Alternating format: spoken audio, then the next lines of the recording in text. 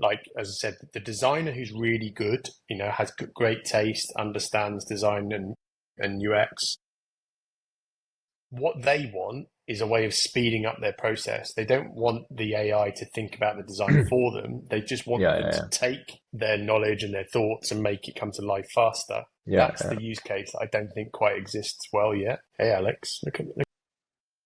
I See, hired a freelance designer for CloudFit for my brand hmm because I had done the designs until now, and I'm not a very good designer. And he gave me like a quote with research, like the typical, things that you would do in the old world, like research on this many hours. And so I'm like, no, no, look, I'm hiring you for your good taste. Like, feel free to use yeah, AI, just, yeah. make the right decisions and use your good taste, which is better than mine.